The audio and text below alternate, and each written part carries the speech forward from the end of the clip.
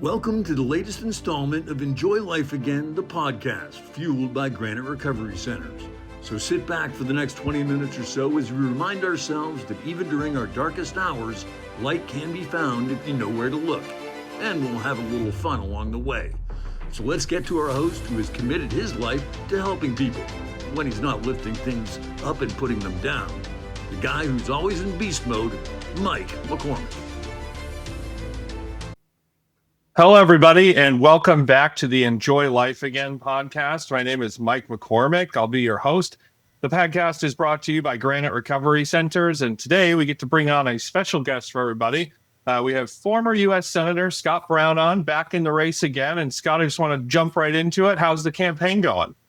Well, it's always an uphill battle. I've run 21 times. I'm 19-2. I've been really encouraged by a lot of the grassroots and activist support we've been receiving. Raised $1.2 million last quarter, and people over 800 endorsers. And now I have a primary. I didn't, then I did, then I didn't. Now I do again, and it's going to be fun. I'm going to, take my message to the people of New Hampshire, the voters. We had a great sign wave stand out in Epping down near the Market Basket, and God, we had thousands and thousands of cars drive by with thumbs up, honking their horns, and that's usually a pretty good indicator of the support. And regardless of what DC says or wants to do or who they want to pick, it really doesn't matter.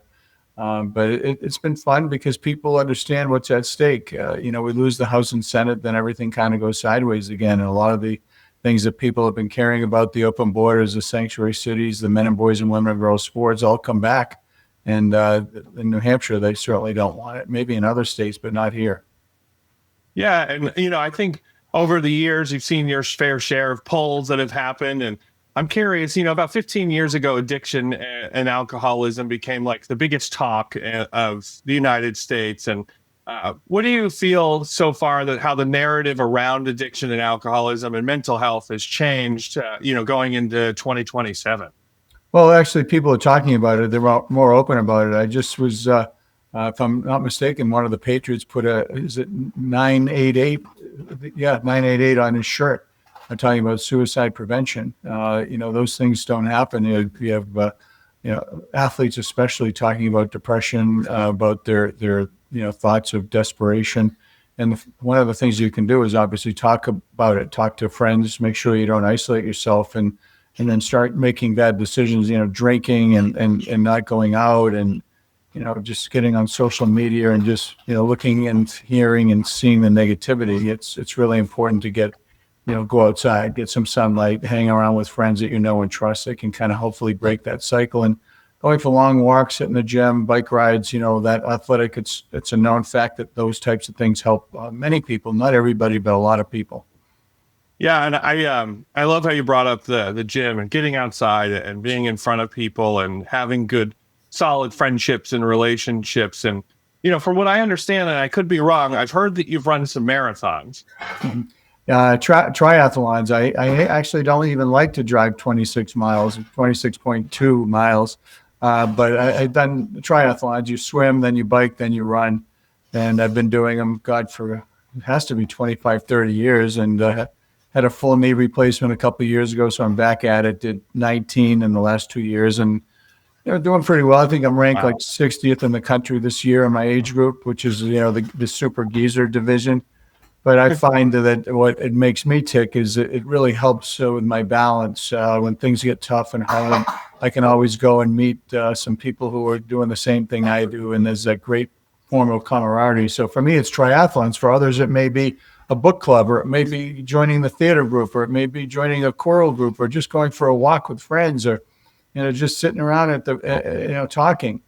And that socialization is what I have found, because obviously I think we all know everybody and people who have been and had whether it's various types of mental health issues, and there's definitely and I'm not a doctor, but I believe that the statistics and results will show if you hide and you don't talk about it, the results are not as good as if you're open and outgoing about it and you face it head on.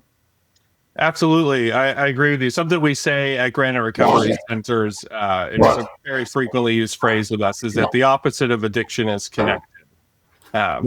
and being connected to others and to something, like you said, whether it's doing triathlons or maybe it's a theater club or something that has to do with community to keep people together and, give them a space to be themselves so they don't have to isolate it and be. Well, I know Secretary Kennedy here, he's looking at a whole host of different things. He's looking at our food. Does processed food play a role in a lot of the obesity and maybe ADD or autism or other types of things, some of the medications we're taking? So kind of that transparency, I think, is important so people can make their own decisions. I always find that eating well and sleeping well and taking care of yourself, can contribute. It's not the be all end all to, living a better life, and not only physically, but mentally. So the government's role is to be there, obviously, to provide opportunities for people to get better. I mean, you're doing it yourselves. And one of the challenges in our state, and quite frankly, many other states, is we've gone from having beds for people to just saying, you know what, we're going to put them in jail.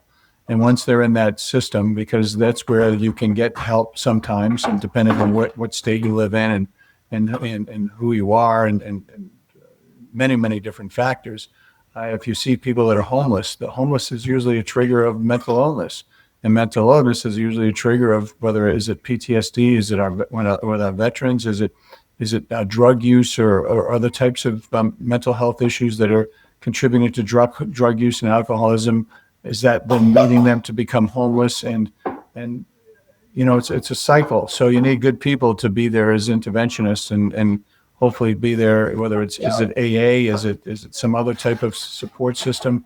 I don't have all the answers for sure, but I know people. I have other friends and family that are obviously affected by some of the issues we're talking about, and I find the key is to just always be there and listen and try to learn. I've had to read many, many different books about, some of the mental illness that people are going through. So I don't say or do something stupid, to kind of exacerbate it. And I think it's getting informed and learning about that person's challenges on a daily basis is really, really important.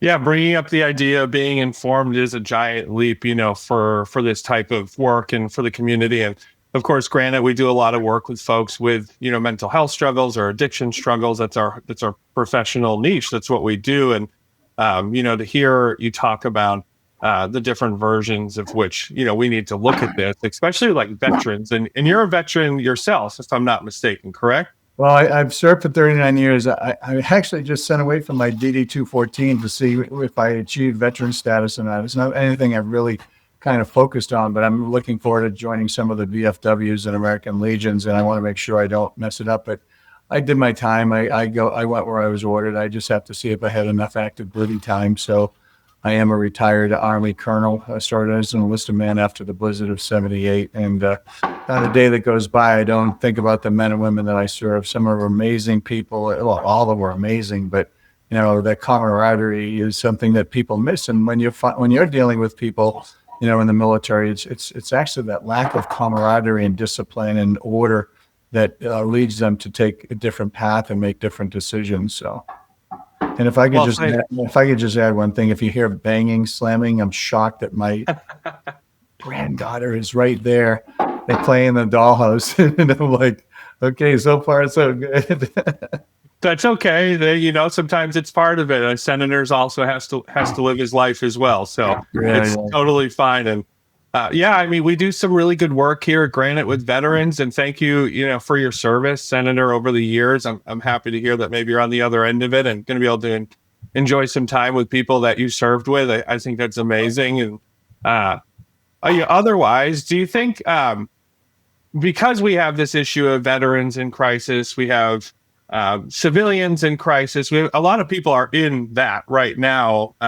Do you think that the media is covering this enough and that it's being brought to light enough so where we, enough eyes are seeing it where we feel compelled as a whole in New Hampshire or even in New England to do something about it? Well, we can always do more for sure. I can't specifically remember like people focusing on it unless there was a tragedy that affected them. And then they say, oh my gosh, we need to do anything.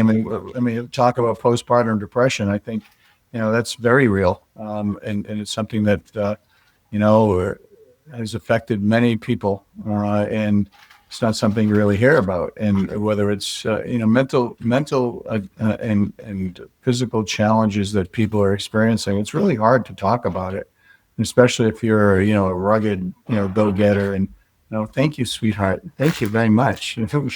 If all done, here, take this one. Here, take this. Here, want more? Come here. Here you go. And if you're like a hard charger, and there's a stigma attached, so the challenge is to make sure that you can get past that stigma and get past that ability to not want to discuss it with people, and that's a real challenge. Not wanting to talk about it, whether it's sexual abuse or whether it's alcohol abuse or some type of challenges that lead you to not properly diagnose your mental health issues. So it's tough. No, it definitely is. There's a gigantic stigma around mental health and addiction or substance use disorder. I think us as a whole, we've done a pretty good job of breaking that up, and it takes folks like yourself to come and speak about these things openly, and what sides you stand on, and you want to see people get help, and you want to see people come together and find community and socialize and, be a part of the community as a whole. And, just to wrap things up with you, Senator, I've heard, and this is on a lighter note, I heard that your daughter was on American Idol. I want to know more about that. Well, certainly you can go to AylaBrown.com. She was season 5. She went to Gillette Stadium in the middle of a massive rainstorm. I think it was the remnants of a hurricane. Stood in the rain with my wife for hours and hours and hours and hours. And I didn't want her to do it because I thought she would really do well. And she did. She came in 13th out of 150,000. And had she been 12th, she wouldn't have been able to participate in her basketball. She had a full ride to Boston College and at 15 years old. And as a result, she got eliminated, was still able to do her basketball. But she's been performing since then, since she was 17 years old. And now she's still doing it. She has a podcast, Flyover Podcast, which is very, very successful. She's a spokesperson for Wachusett Brewery, Blueberry Ale, South Shore Bank.